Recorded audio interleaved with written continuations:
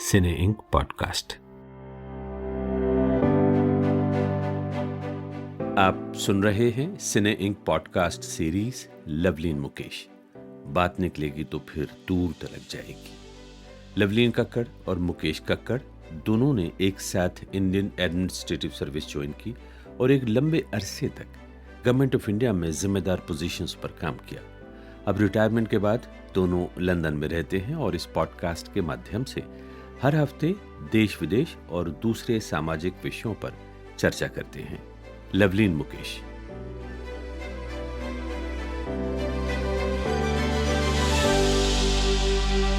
नमस्कार, आदाब, हेलो। मैं हूँ लवलीन और मैं हूँ मुकेश।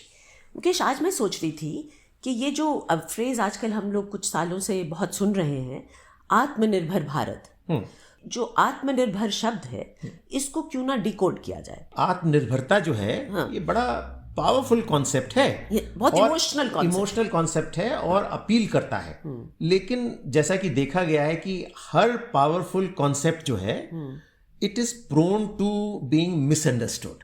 अमूमन तो जब आप बात करते हैं कि साहब बच्चा आत्मनिर्भर हो गया या घर का लड़का आत्मनिर्भर हो गया, तो बेसिकली क्या कहते हैं, क्या सोच होती है कि भाई वो पढ़ लिख चुका है, कमाने लगा है और आज से वो अपनी ज़रूरतें या अपने पत्नी बच्चों की ज़रूरतें खुद अपने, कहा जाता है कि अपने पैरों पर खड़ा हो गया। ये आत्मनिर्भरता का इंडिविजुअल एक बेसिक कॉन्सेप्ट। हाँ, मैं सुनने वालों को थोड़ा सा कुछ साल पीछे ले जाती हूँ कि भारत में कैसे आया ये आत्मनिर्भरता का कॉन्सेप्ट। तो क्वेश्चन इस बात का है कि let us go back to the time जिस समय हम गुलाम थे, अंग्रेज़ों की सरकार हुआ करती थी, and Hindustan as a concept did not exist. India जैसा कोई कॉन्सेप्ट देश में था ही नहीं। अलग अलग राज्य हुआ करते थे, नवाबियाँ हुआ करती थी, एट्सेट्रा। उस समय जो बड़े बड़े नेता हुए, उनमें एक बहुत सबसे बड़े नेता जो हमारे फादर ऑफ द नेशन भी कहलाते हैं, वो है महात्मा गांधी जी। अब गांधी जी ने मेरे समझ से सबसे पहले, विदाउट यूजिंग द फ्रेज आत्मनिर्भरता, ये आत्मनिर्भरता का एक आइडिया लोगों को देना शुरू किया। सो उन्होंने क्या कहा? उन्होंने ये कहा कि आप विदेशी कपड़ा ना पहनिए, तो बहिष्कार कीजिए विदेशी सामान का। बिल्कुल। तो वो एक स्वदेश और स्वदेशी से एक प्राइड जोड़ने लगे। बिल्कुल, है ना। मेरे फादर खुद बताते थे कि जब वो उन दिनों कॉलेज में पढ़ा करते थे तो ही सर उन्होंने भी अपनी पैंट शर्ट और ये सारी चीज़ें जो जाके एक बार चौराहे पर सबने मिल के चलाई थी, तो लोगों को ये फीलिंग हुई कि नहीं, हम विदेशी सामान नहीं लेंगे और वही सामान लेंगे जो कि हमारे ही देश में बनाया गया हो, बिकॉज ये एक्सप्लॉयटेटिव नहीं है, हमारे अपने लोगों को रोजगार मिलेगा। इसी तरह से फिर आपको याद होगा कि हिस्ट्री में पढ़ा है कि वो गांधी जी ने नमक का भी बात करी थी। हाँ, नमक का कानून तोड़ा था और नमक बनाने पर प्रतिबंध था। हाँ, तो उन्होंने कहा था नहीं, हम अपना नमक खुद बनाएंगे, जिसकी वजह से आज तक लोगों को ये है कि साहब हिंदुस्तान जो है वो अपने देश का बना हुआ नमक खाता है। इसी तरह उन्होंने और भी बातें कही थी कि भाई अपने टॉयलेट्स अपने हाथ से साफ करिए। मतलब बेसिकली उन्होंने लोगों में एक sense of pride in themselves उसको जागरूक करने की कोशिश करी। मतलब आत्मनिर्भरता का जो कॉन्सेप्ट था वो एक नेशनल प्राइड, नेशनलिज्म और पेट्रियोटिज्म से रिलेट हो गया, जोड़ दिया। और ये उस समय बहुत ज़रूरी था, बिकॉज उसने पूरे देश को एक तरीके से इस नोशन से बांधना शुरू कर दिया। बिल्कुल ठीक। और ऐसे कितने ही लोग थे जिन्होंने आजीवन फिर वो खादी की साड़ी और ये सब पहना। So it was a very very useful concept in uniting the country. हाँ, मतलब उस वक्त की हम अगर रेलिवेंस देखें तो उस वक्त वो आत्मनिर्भरता का जो वो कॉन्सेप्ट लेके आए वो रेलिवेंट था, बहुत रेलिवेंट, बिल्कुल रेलिवेंट था। अच्छा, फिर आप देखिए साहब, हिंदुस्तान आज़ाद हो गया और आगे बढ़ने लगी बात। तो जैसे जैसे हम आगे बढ़ते गए तो हम लोग फिर आते हैं, एक बड़ा कंट्रोवर्शियल वो चला जिसको लोग आज भी याद करते हैं। वो ये था कि साहब हमारे पास अमेरिका ने शिप लोड्स ऑफ गेहूं भेजना शुरू कर दिया। हाँ, वो क्या था कि हमको खाद्यान्न की कमी हुई और फिर हमको बाहर से खाद्यान्न लेना पड़ा। तो अमेरिकन लॉ होता था PL 480, जिसके तहत जो थी वो एड और उधार दिया जाता था जी। तो उसके तहत जो था वो गेहूं जो था, अमेरिकन गेहूं, वो हमको सप्लाई किया में आने लगा और उसको लेके लोगों को की आत्मसम्मान को और उसको फिर बहुत धक्का लगा और लोगों और ये बात हुई कि हमको जो है वो खाद्यान्न और इसमें आत्मनिर्भर होना चाहिए। नहीं, और इनफैक्ट कि तब के प्रधानमंत्री के साथ ये कहानी कही जाती है, पता नहीं उन्होंने कही थी कि नहीं, कि भाई सुई से लेके हवाई जहाज़ हम खुद बनाएंगे। तो बेसिकली ये फीलिंग फिर उस समय देश में जुड़ने लगी कि भाई हम क्यों बाहर से सामान लाएं, हम क्यों अपना सामान खुद नहीं बना सकते।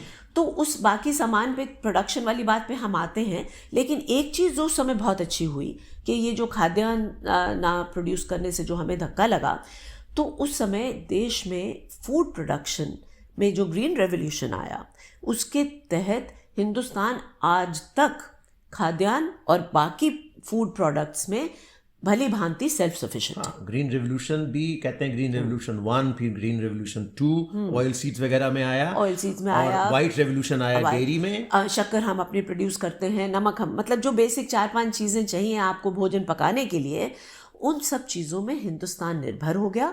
This was very good and this led to this kind of a thing.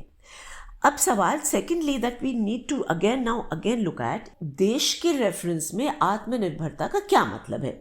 Basically क्या होता है कि आत्मनिर्भर अगर आप अपने आप को कहते हैं, तो एक डेफिनेशन तो ये है कि आप सारे गुड्स एंड सर्विसेज स्वयं प्रोड्यूस करेंगे और आप किसी भी चीज़ पे, विदेश पे डिपेंडेंट नहीं रहेंगे, मतलब बाहर से कोई चीज़ नहीं लेंगे, कोई चीज़ नहीं लेंगे। और अगर आप एक मिनट के लिए थ्योरेटिकली इमेजिन करिए कि आप कोई भी चीज़ बाहर से नहीं लेते, आप हर चीज़ देश के अंदर ही प्रोड्यूस करेंगे, तो इसका रिजल्ट क्या होगा? 2-3 रिजल्ट बहुत क्लियरली आते हैं। नंबर 1, आपकी इंपोर्ट खत्म हो जाएगी, आप कोई भी चीज़ विदेश से नहीं लाएंगे, आप हर चीज़ खुद बनाएंगे।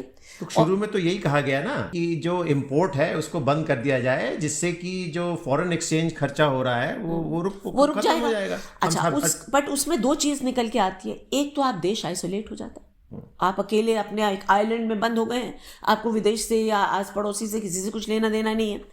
लेकिन इसमें जो दूसरा पहलू है वो ये है कि क्या कोई नेशन पूरी तरह से टेक्नोलॉजी खुद ही क्रिएट कर सकता है क्या? कोई भी चीज़ बनाने में और इसको पूरी उस तरीके से सेल्फ सफिशिएंट होने में कि हम कहें कि हम हर चीज़ खुद ही सब प्रोड्यूस कर रहे हैं, उसके लिए 3 चीज़ों का होना अति आवश्यक है।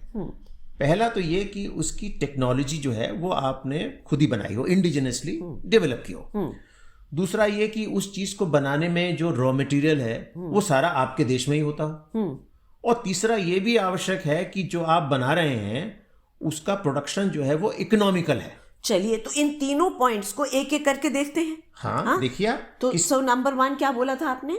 कि उसकी जो टेक्नोलॉजी है, हाँ, वो आपने इंडिजिनसली डेवलप की है या बेटर की है। हाँ। अब आप देखिए हिस्टोरिकली फिर कि जिस समय हम आप कार्स की बात लेते हैं, है ना? आप वहां से चलिए, शुरू कीजिए जहां से ये कहा गया कि हम सब कुछ बनाएंगे। हाँ, चाहिए। तो उस पॉलिसी का नाम था इंपोर्ट सब्स्टिट्यूशन इंडस्ट्रियलाइजेशन। इसका मतलब ये था कि हम कोई भी चीज बाहर से नहीं लाएंगे, इंपोर्ट नहीं करेंगे। हमने एक दीवार खड़ी कर दी और हमने कहा हम हर चीज यहीं बनाएंगे। तो अब आप देखिए, एक हम एग्जाम्पल लेते हैं कार का। कार ले लीजिए या रेफ्रिजरेटर ले लीजिए या टेलीविजन ले लीजिए या एयर कंडीशनर ले लीजिए, कार लेते हैं।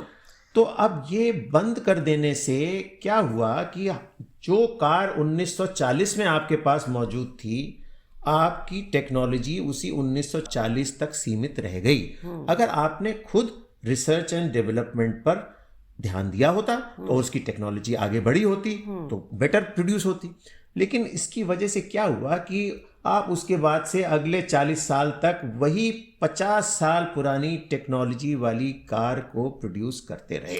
बिल्कुल सही कहा आपने। और केवल कार ही नहीं, लोग याद करिए कि साहब आप कोल्ड ड्रिंक्स आने बंद हो गए थे, और कोई भी ऐसी चीज़ जिसके धब्बा विदेशी आ जाता था वो देश में उपलब्ध होनी बंद हो गई थी। क्या होता है, ये अपने आप में बहुत अच्छा सुनने में लगता है आत्मनिर्भरता, लेकिन प्रोडक्शन के मामले में जब आप कहते हैं कि हम हर चीज इस तरीके से प्रोड्यूस करेंगे, तो आप अंतर्मुखी हो जाते हैं, इनवर्ड लुकिंग, आप आइसोलेट हो जाते और हैं, बाहर के नए आइडियाज जो हैं वो आपके पास आने बंद हो जाते हैं। तो या तो आप नए आइडियाज क्रिएट करने में ध्यान दे रहे हो, लेकिन अगर आप वो भी ध्यान नहीं दे रहे तो आप पीछे रह जाएंगे। तो एक तो ये सबसे एक तो इसमें एक चीज मैं और जोड़ दूं मुकेश, क्या मैं ये कहती हूँ, हर चीज आप खुद तो बना भी नहीं सकते, आफ्टर ऑल अगर आप सेलफोन की ही बात करते हैं तो किसी ने कहीं बनाया था ना, आपने तो नहीं बनाया। वो तो ठीक है, कार भी किसी और ने ही बनाई थी, लेकिन हम तो अब उसकी टेक्नोलॉजी को आगे बढ़ाने ले जाने की बात कर रहे हैं।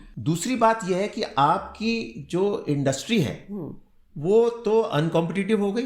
Yes, बिल्कुल, absolutely वो किससे कॉम्पीट करेगी? अगर आप चाहेंगे कि हमने जो प्रोडक्ट बनाया है हम उसको बाहर भेज कर जो है हम उसको एक्सपोर्ट कर सकें, तो कौन आपकी कौन आपका सामान खरीदेगा? आप एक्सपोर्ट कर ही नहीं कोई पा रहे आपका सामान नहीं खरीदेगा। बिल्कुल सही। और तीसरी इसमें ये हुई कि हमको उसमें भी आत्मनिर्भरता इसलिए नहीं मिली बिकॉज ये जो जिस तरीके से हमने बनाया तो हम उसको इकोनॉमिकली भी प्रोड्यूस नहीं कर पाए। आपको याद होगा इनफैक्ट हम तो अब डिमांड ही नहीं मीट कर पाए। हम डिमांड ही नहीं मीट कर पाए। वो पुरानी जो घटिया जो गाड़ियां हम बनाते थे उसको लेने में भी लंबी लाइनें हुआ करती थी। मुझे याद है मेरे फादर ने भी लंबी एक अपना 6 महीने बाद मिली थी गाड़ी। It led to licence permit Raj, it led to shortages, it led to corruption. एक तो सवाल ये हमने डील किया कि अगर आप हर चीज़ खुद बनाएंगे और बाहर के आइडियाज़ नहीं लेंगे तो क्या नतीजा। अब दूसरा जो मुद्दा आपने रेज किया था कि उसका रॉ मटेरियल आपके पास होना चाहिए। अब साहब जब आप रॉ मटेरियल देखते हैं तो मेरे सामने एक बड़ा क्लियर एक तस्वीर आंखों के सामने आती है कि इस दुनिया का सारा तेल जो है वो एक जियोग्राफिकल एरिया में सीमित होकर रह गया है। तो अगर आप ये सोचिए कि हम विदेश से कुछ चीज़ लेंगे ही नहीं तो फिर आपकी मशीनें कैसे चलेंगी। You have to be very careful when you think कि हर रॉ मटेरियल आपके पास होना चाहिए। हालांकि ऑयल में भी हमने कोशिश की, ऑफशोर ड्रिलिंग करके हमने बहुत सी जगह पे अपना ऑयल खुद निकाला है, लेकिन फिर भी सफिशिएंट नहीं है। आत्मनिर्भर तो नहीं है ना। नहीं है, दुनिया में कोई भी नहीं हो सकता, कोई भी नहीं। और ये एक आइडिया है। बट दूसरा जैसे आप कहते हैं कि आपको रेयर अर्थ्स चाहिए, मान लीजिए, हाँ, या I can think of 100 things बाहर अवेलेबल है, शायद आपके यहाँ अवेलेबल नहीं है, या कुछ चीज़ें आपके यहाँ अवेलेबल हैं जो दूसरे के यहाँ अवेलेबल नहीं है। इवन आजकल कोविड के टाइम में जैसे वैक्सीन बन रही है, हाँ, तो आप बना खुद रहे हैं। और ये भी सही है कि कुछ ये जो कोवैक्सीन जो भारत बायोटेक ने बनाई है वो उसकी टेक्नोलॉजी भी इंडिजिनसली डेवलप किया है, लेकिन बहुत सा सामान रॉ मटेरियल ऐसा है जो कि हमको बाहर से मंगाना पड़ता है। यस, अब मतलब इंडिया में नहीं होता। मैंने कहीं पढ़ा था शायद कि यू नीड 24 उसके अलग डिफरेंट उसके इंग्रेडिएंट्स हैं या पार्ट्स हैं जो भी हैं, जो बहुत सी चीज़ें आपको दूसरे कंट्री से लानी पड़ रही हैं। तो भले आप ये भी कह रहे हैं कि साहब हम vaccine capital of the world हैं प्रोडक्शन में, बट इवन देन उसके जो रॉ मटेरियल्स हैं, जो पार्ट्स हैं, वो आपको विदेश से लाने पड़ रहे हैं। और आप क्या, सारी दुनिया इसी उसमें फ्लोट कर रही है ना। सो रॉ मटेरियल्स भी आपके पास होना एक बहुत बड़ी चुनौती है। और इसका जो तीसरा पहलू है वो ये है कि अगर आप उसको इकोनॉमिकली प्रोड्यूस नहीं कर पाए या कंपेटिटिवली प्रोड्यूस नहीं कर पाए तो जो चीज़ कहीं और सस्ती मिलेगी आप वहाँ से लेंगे। भाई सिंपल सी बात है, अगर आप बाज़ार जाते हैं आलू लेने के लिए, हाँ, और वहाँ 4 ठेले खड़े हैं, तो एक कह रहा है कि साहब 100 रुपये में दे रहा हूँ, दूसरा कहता है कि 95 में दे दूंगा, तो आप 95 वाले से लोगे कि नहीं लोगे? जो बात आपने सरल शब्दों में समझाई है, यही इकोनॉमिक ट्रेड थ्योरी का बैकग्राउंड है, जिसको कंपैरेटिव एडवांटेज कहा जाता है। कि एक कंट्री जो है वो समझिए कि प्रोडक्ट है एक्स जिसको कि वो ज्यादा अच्छा बनाता है और सस्ता बनाता है, और एक दूसरा कंट्री है जो कि प्रोडक्ट वाई को ज्यादा अच्छा बनाता है और ज्यादा सस्ता बनाता है। तो क्या होगा कि पहला कंट्री दूसरे कंट्री से वाई खरीदेगा और दूसरा कंट्री पहले कंट्री से एक्स खरीदेगा, और इससे दोनों का जो इकोनॉमिक बेनिफिट है ये बढ़ेगा। अब ये एक छोटी सी बात है जिसको हम लोग थोड़ा सा अब और आगे समझते हैं। अभी आप सुन रहे थे Cine Ink podcast series Lovleen Mukesh, बात निकलेगी तो फिर दूर तलक जाएगी। इंडियन एडमिनिस्ट्रेटिव सर्विस के 2 बेहद अनुभवी फॉर्मर ऑफिसर्स, वाइफ एंड हस्बैंडो लवलीन कक्कड़ और मुकेश कक्कड़ की एक दूसरे के साथ बातचीत। ये सीरीज दुनिया के सभी बड़े पॉडकास्ट प्लेटफॉर्म्स के अलावा फेसबुक, इंस्टाग्राम, ट्विटर और यूट्यूब पर भी मौजूद है। Please check our website cineink.com।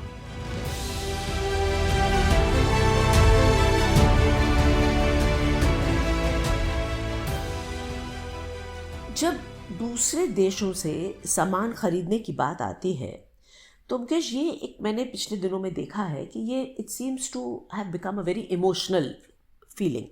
और कई बार लोग ये कहते हैं कि साहब हम फला देश की बनी चीज़ नहीं लेंगे और हम हिंदुस्तान की बनी चीज़ लेंगे। तो और दूसरा ये भी कहा जाता है कि साहब ये हिंदुस्तान में चीज़ बनेगी तो यहाँ के लोगों को नौकरियाँ मिलेंगी, जॉब्स मिलेंगी। इसी उससे एक नारा भी लगा था बीच में कि साहब मेक इन इंडिया, जो एक बड़ा अगेन जैसे आत्मनिर्भर भारत एक बहुत इमोशनल स्लोगन है, उसी तरह मेक इन इंडिया भी एक बहुत इमोशनल, मेक इन इंडिया जो है वो आत्मनिर्भर भारत का ही पार्ट हिस्सा है and it's an emotional slogan कि लोग यू फील के मैं तो आम भाषा में फिर ये बात कहती हूँ कि अगर आपको ये लगता है कि आप किसी और पे निर्भर हैं या किसी से आपने उधार लिया है या किसी से आपको मांगने पड़ रही है कोई चीज़, तो आदमी अपनी नज़रों में खुद ही थोड़ा छोटा हो जाता है। आपको लगता है कि क्यों मुझे किसी से मांगना पड़ रहा है, मैं खुद ही क्यों नहीं इस काबिल हूँ कि मैं अपनी ज़रूरतें पूरी कर सकता हूँ। यही सेंटिमेंट जो है वो देश को भी अप्लाई करता है। तो अब जब इस सेंटिमेंट को आप देश में लाते हैं और उसको जॉब से जोड़ते हैं तो एक और मसला खड़ा हो जाता है। अब ये आपने जो जॉब्स की बात उठाई, इसको हम दो हिस्सों में लेंगे। एक तो थोड़ा पीछे चलते हैं हिस्ट्री में। तो जब कभी टेक्नोलॉजी आती है तो वो एग्जिस्टिंग स्टेटस को डिसरप्ट करती है। Exactly. ये कहा जाता है कि ऑल टेक्नोलॉजीज आर डिसरप्टिव। तो क्या होता है, फॉर एग्जाम्पल आप याद होगा कि एक पिक्चर आई थी नया दौर, जिसमें दिखाया गया था कि वो उस गांव में बसें और मोटर आ गई हैं और वो जो तांगे वाले जो बेचारे थे उनकी जॉब्स जो है उनकी नौकरियां चली जा रही हैं। तो this conflict between man and machine over jobs has always existed. Right. In fact, बहुत पहले even in England, जब इंडस्ट्रियल रिवोल्यूशन के पहले यहाँ पर भी यही सवाल आया था इनफैक्ट। और industrial revolution actually followed a political revolution called glorious revolution, जिसमें कि इन सारी ये जो बंधन थे उनको तोड़ दिया गया। तो ये जो मैन वर्सेस मशीन वाली पुरानी चीज़ है कि इससे नौकरियां चली जाएंगी, ये इमीडिएट लेवल के ऊपर तो ठीक है कि इमीडिएटली जैसे ही कोई नई टेक्नोलॉजी आती है तो उस वक्त जो एग्जिस्टिंग टेक्नोलॉजी वाले लोग होते हैं उनकी जॉब्स तो चली जाती हैं। लेकिन शायद इन द लॉन्ग रन यही प्रोग्रेस का एक साधन है, क्योंकि आदमी पुराने उससे बंधा नहीं रह सकता, पुराने तरीकों के प्रोडक्शन के तरीकों से बंधा नहीं रह सकता। But I am going to take it again to the Indian context कि क्योंकि हमारे यहाँ एक तो we are a young nation जी, और हमारी पॉपुलेशन बहुत ज़्यादा है, बहुत, और हम इसको कहते भी हैं कि साहब हमारी ये डेमोग्राफिक डिविडेंड है और हम तो ये एक बहुत जेन्युइन फेयर है कंट्री में कि अगर विदेशी चीज़ें आने लगेंगी और वहाँ से सस्ता सामान आने लगेगा तो हमारे अपने लोग, हमारे अपने बच्चे जो हैं उनको नौकरियाँ कहाँ मिलेंगी। अब देखिए, नौकरियों के लिए हम इसको थोड़ा सा अलग अलग फिर करते हैं। आपका इशारा शायद जो है वो हमारे traditional arts and crafts and जो हमारे जो ट्रेडिशनल उद्योग हैं, जो हाथ वाले उद्योग हैं, उनकी तरफ आपका इशारा है कि वो थ्रेटन हो सकते हैं। मैं तो कह रहा हूं कि इन उद्योगों को बढ़ावा देना बहुत आवश्यक है। नहीं, इसके पीछे दो चीजें हैं। एक तो ये है कि we want to preserve our arts and craft, because दुनिया में हमारी वीव्स, हमारी साड़ियाँ, हमारा बुनकर, हमारे कारपेट्स, हमारी आर्ट जो बनाते हैं, मूर्तियाँ और खूबसूरत चीजें, इसका कोई मुकाबला नहीं। लेकिन एक बात समझनी आवश्यक है कि ये सामान जो बनते हैं इनकी कीमत ज़्यादा होती है, क्योंकि इनमें लेबर कंटेंट बहुत ज़्यादा है और इनके खरीदार जो हैं वो रईस लोग ही हैं। ये तो खैर, ये तो आपने जो बात कही बिल्कुल सही कही। हाँ, और इसमें एक चीज़ बहुत क्लियरली निकल के आती है, इफ आई मे से सो। नंबर 1 कि ये चीज़ें बहुत महंगी हैं। अगर कोई दिल्ली में रहता है और कभी एम्पोरियम्स में जाके देखा हो तो ये वहाँ पे सब जगह अपनी हर स्टेट अपनी बनाई हुई चीज़ें, कपड़े से लेकर सजावट के सामान सब वहाँ विदेशियों के लिए भी और लोगों के लिए बेचते हैं, but they are extremely expensive. ये वो चीज़ें हैं जो आम आदमी नहीं ले पाता। एक तो ये प्रॉब्लम है। दूसरी चीज ये है कि जो बनाता है उसको सही दाम नहीं मिल पाता। बिचौला जो है वो इसका आधा पैसा ले लेता है।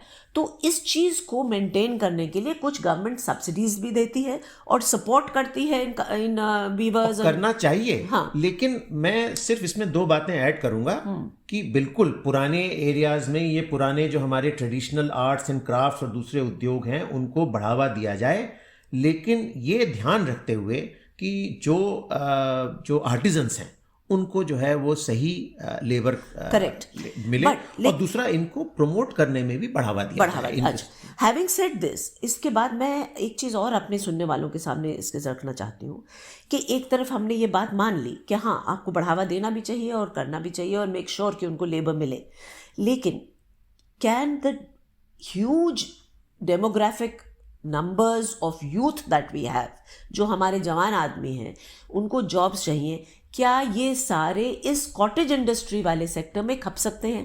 नहीं खप सकते ना। सो फिर प्रश्न उठता है कि इनका क्या होगा? इनके लिए तो फिर आपको, हम तो कह रहे हैं कि मैन्युफैक्चरिंग सेक्टर होना चाहिए, बढ़ाना पड़ेगा, लेकिन मैन्युफैक्चरिंग सेक्टर बढ़ाने का ये तरीका नहीं है कि हर चीज आप खुद इंडिजिनसली डेवलप कीजिए, क्योंकि आपको व्हील रीइन्वेंट करने की आवश्यकता नहीं है।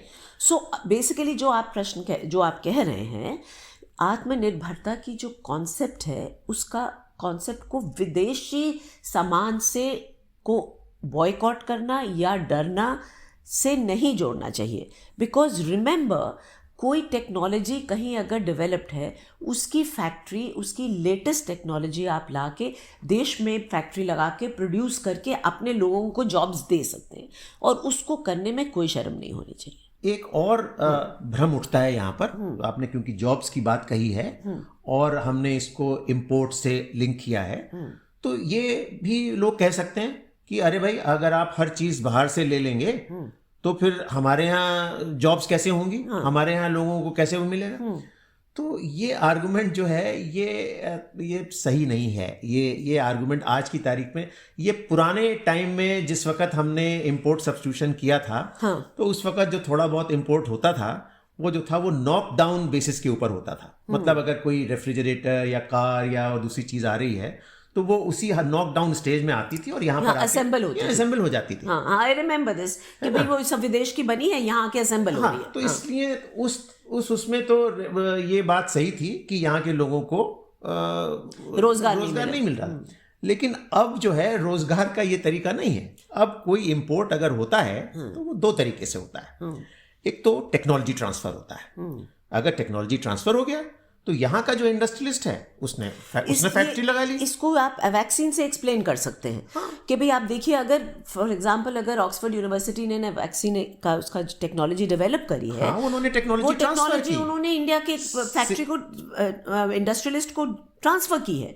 और वहाँ आप 1 नहीं 10 फैक्ट्री लगा सकते हैं और उन 10 फैक्ट्री में हिंदुस्तानी लोग काम करेंगे तो आपको जॉब्स मिलेंगी। और दूसरा तरीका ये होता है कि जब हम किसी बाहर के उद्योग से हम उस उद्योग को यहाँ पर लाने की हम जब बात करते हैं तो हम उसमें ये कंडीशन डालते हैं कि हम आपको यहाँ पर इस मार्केट में हम आपको एंट्री इस शर्त पे देंगे अगर आप हमारे यहाँ फैक्ट्री स्थापित करें। तो वो फैक्ट्री तो हमारे यहाँ स्थापित हो रही है तो हमारे ही लोगों को उसके अंदर जॉब्स मिल रहे हैं। सो बेसिकली ये कॉन्सेप्ट आत्मनिर्भर जो है, इसके जो प्रोडक्शन और उसको थोड़ा सा डिटेल में समझना ज़रूरी था। मैं ये कहना चाहती हूँ कि हम लोगों ने शुरू से लेकर आज तक 75 सालों में आत्मनिर्भर शब्द को जो है वो प्रोडक्शन से जोड़ा। कुछ एरियाज ऐसे हैं जिसमें हर देश को हर तरीके से जो एक्सट्रीम डेफिनेशन है उसके लिए आत्मनिर्भर होना ही पड़ता है, क्योंकि बहुत सारी चीज़ें ऐसी हैं जिसमें कि दूसरे कंट्रीज जो है वो अपनी टेक्नोलॉजी नहीं देते हैं। जैसे फॉर एग्जांपल डिफेंस की लेटेस्ट टेक्नोलॉजी है या सुपर कंप्यूटर्स की लेटेस्ट टेक्नोलॉजी है, आर्टिफिशियल इंटेलिजेंस की लेटेस्ट टेक्नोलॉजी है। तो इन एरियाज के अंदर हर कंट्री को स्वयं जो है वो डेवलप करना पड़ता है। मैं ये कहना चाहती हूँ कि यस, आप प्रोडक्शन की पूरी परिभाषा आपने समझ ली कि पूरी तरह से आत्मनिर्भर होना पॉसिबल ही नहीं रहा आज की दुनिया में। कुछ चीज़ें आप कर सकते हैं, कुछ आप नहीं कर सकते। दूसरा, जैसे मुकेश ने कहा कि ये डिफेंस और ये जो सेंसिटिव मामले हैं इनके ऊपर हर देश को फोकस करना पड़ता है और हिंदुस्तान भी कर रहा है। बट जिस चीज़ को आत्मनिर्भरता से नहीं जोड़ा जा रहा और जो मेरी समझ से जुड़ना चाहिए, वो उन मुद्दों पे मैं कुछ बात करना चाहती हूँ। इसमें से हम ये कहते हैं कि अब अगर कोई आदमी देश आत्मनिर्भर है तो क्या वो अपने देश के लोगों को 4-5 चीज़ें प्रोवाइड कर रहा है कि नहीं, ये प्रश्न हिंदुस्तान के हर देशवासी को पूछना चाहिए। ये आपका जो आर्गुमेंट है बिल्कुल सही है, और इसको मैं एक इसकी परिभाषा दूंगा, ये बेसिक नीड्स की परिभाषा है और यही आत्मनिर्भरता की परिभाषा है। सो ना उसमें क्या आता है, बिल्कुल सही। बेसिक नीड आपकी और मेरी क्या है? नंबर 1 खाना, हमें खाना चाहिए। और हमने पहले ही ये बात कही है कि हमारा देश खाद्यान्न और बाकी अन्य चीज़ों को प्रोड्यूस करने में आत्मनिर्भर है, तो ये बहुत बड़ी अच्छी बात है हिंदुस्तान की। हम खाने के मामले में आत्मनिर्भर हैं। उसके बाद आपको क्या चाहिए? आपको साफ स्वच्छ पानी पीने के लिए चाहिए। तो क्या हम पानी के लिए में आत्मनिर्भर हैं? Does every house hold in India gate clean drinkable piped water? ये हर व्यक्ति को अपने से ये प्रश्न चाहिए। आपको अपने देश के जो चलाने वाले हैं, जो हुकूमत है, उनसे पूछना चाहिए कि क्यों मुझे अपने गांव या अपने कस्बे या अपने शहर में 24 घंटे क्लीन ड्रिंकिंग वाटर क्यों नहीं मिलता। Number 3, education. क्या मेरे बच्चे को स्कूल एक्सेसिबल है? स्कूल में क्वालिटी एक्सेसिबल है? क्या मेरा बच्चा जब पढ़ के 10वीं 12वीं पास करता है तो क्या उसकी लेवल ऑफ एजुकेशन 10वीं 12वीं वाले की है? क्यों मुझे अपना बच्चा प्राइवेट स्कूल में भेजना पड़ता है? क्यों गवर्नमेंट स्कूल में वो नहीं पढ़ता? बिल्कुल। हाँ। चौथा, जो हमने पिछली बार बात करी थी, हेल्थ। क्या हमको डॉक्टर एक्सेसिबल है? हॉस्पिटल एक्सेसिबल है? दवा एक्सेसिबल है? ज़रूरी थोड़ी है कि मैं शहर में ही रहूं। अगर मैं गांव में रहती हूं तो क्या वहाँ पे मेरे बच्चे को, मुझको वो सारी सुविधाएं उपलब्ध हैं, या किसी उतने डिस्टेंस में तो उपलब्ध हो जहाँ तक मैं पहुँच सकूँ? Number 5, electricity. क्या हर गांव में इलेक्ट्रिसिटी है? क्या हर शहर में 24 घंटे इलेक्ट्रिसिटी होनी चाहिए? हाँ, हर घर में इलेक्ट्रिसिटी है और 24 घंटे। तो दोस्तों, आत्मनिर्भरता की ये जॉब्स तो खैर बात हम लोग कर ही चुके हैं। हाँ। दोस्तों, मैं अंत में बस यही इस थॉट से आपको चाहती हूँ कि आप इस पे थोड़ा सा विचार करें और सोचें। आत्मनिर्भरता का जो ये कॉन्सेप्ट है, इसको प्रोडक्शन से तो लिंक करना ज़रूरी था ही, लेकिन ये प्रोडक्शन से बहुत बड़ा कॉन्सेप्ट है। It is based on basic needs, even a pollution free clean environment. अगर आप बाहर निकलते हैं, आपको चांद सितारे दिखते हैं क्या? बड़े बड़े शहरों में हिंदुस्तान में इतना पोल्यूशन है कि लोग कहते हैं कि हमको महीनों बरसों हो गए कभी चांद सितारे ना दिखाई दिए। बहुत सारी चीजें हैं, लॉ एंड ऑर्डर है, सेफ्टी है, सेफ्टी फॉर वुमेन है, बहुत सी चीजें, बहुत सारी चीजें हैं। तो अब इस डिस्कशन को यहीं पे खत्म करते हैं। और आज हमने जो है जॉब्स की भी बात की है और कुछ पुराने ज़माने की लाइसेंस परमिट राज की भी बात की है। तो उस ज़माने में एक गाना बना था, थोड़ा सा सैटारिकल ज़रूर था, तो लेकिन मज़े का गाना है, तो वो मैं थोड़ा सा उसका कुछ अंश आपको गा के सुनाता हूँ। हाल चाल ठीक ठाक है, सब कुछ ठीक ठाक है, हाल चाल ठीक ठाक है, सब कुछ ठीक ठाक है, बीए किया है एमए किया, लगता है वो भी एमए किया, बीए किया है एमए किया, लगता है वो भी एमए किया, काम नहीं है वरना यहाँ, आपकी दुआ से बाकी ठीक ठाक है, हाल चाल ठीक ठाक है, सब कुछ ठीक ठाक है।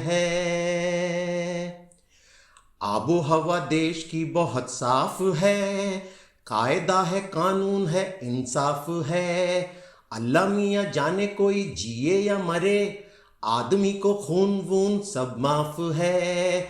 आबो हवा देश की बहुत साफ है, कायदा है कानून है इंसाफ है, अल्लाह मियाँ जाने कोई जिए या मरे, आदमी को खून वून सब माफ है। और क्या कहूँ, छोटी मोटी चोरी रिश्वत खोरी देती है अपना गुजारा यहाँ, आपकी दुआ से बाकी ठीक ठाक है, हाल चाल ठीक ठाक है, सब कुछ ठीक ठाक है। बीए किया है, एमए किया, लगता है वो भी एमए किया। काम नहीं है वरना यहाँ, आपकी दुआ से बाकी ठीक ठाक है। हाल चाल ठीक ठाक है, सब कुछ ठीक ठाक है। आप सुन रहे हैं Cine Ink podcast series Lovleen Mukesh. बात निकलेगी तो फिर दूर तलक जाएगी।